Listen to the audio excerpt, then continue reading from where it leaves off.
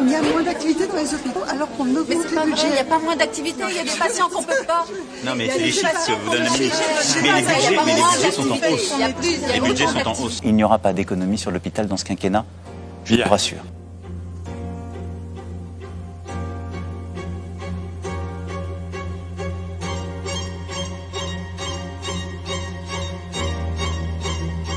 Le président de la Fédération hospitalière de France le dit, le ministère n'a pas pris la mesure.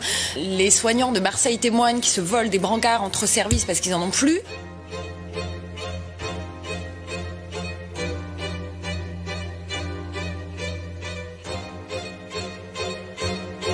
Le risque d'importation de cas depuis Wuhan est modéré.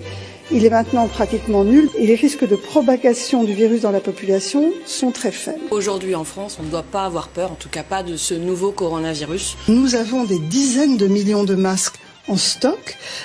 En cas d'épidémie, ce sont des choses qui sont d'ores et déjà programmées. Eh bien moi je crois qu'il n'y a pas de raison de s'inquiéter outre mesure et qu'au fond, la meilleure manière de rassurer les gens, c'est de les informer tout simplement. Ce sont les Chinois qui manquent de masques et pas les Français. Absolument. Exactement. Moi je pense qu'avoir autorisé le match Lyon-Turin, c'est une bonne chose. Mais Sabrina, encore une fois, rassurez-vous, ce n'est qu'une grosse grippe pour l'instant. Personne n'a besoin de porter un masque si un médecin ne vous demande pas d'en porter un. Coronavirus n'égale pas mort. Là, le coronavirus, c'est une grippe. En réalité, il n'y aura plus vraiment de mesures de confinement, il n'y aura pas forcément d'écoles fermées, il n'y aura pas forcément de trains fermés. On ne va pas fermer toutes les écoles de France, comme quand il y a une épidémie de grippe en France, on ne ferme pas toutes les écoles de France.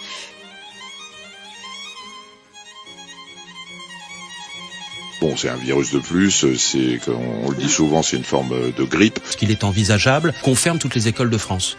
Nous n'avons jamais envisagé la fermeture totale. La pleurniche permanente hospitalière fait qu'on est en permanence au chevet de notre hôpital. Porter un masque en population générale, ça ne sert à rien. Il y a une tension, il n'y a pas une pénurie. Nous disposons à ce jour d'un stock d'État de 86 millions de masques. Pourquoi est-ce que le président de la République n'est pas muni d'un masque? Mais tout simplement parce qu'il n'y a pas besoin d'un masque dès lors qu'on respecte la distance de protection vis-à-vis des autres. Le voilà, Emmanuel Macron qui met un masque. Face à l'épidémie, la confiance des Français envers l'exécutif est en chute libre.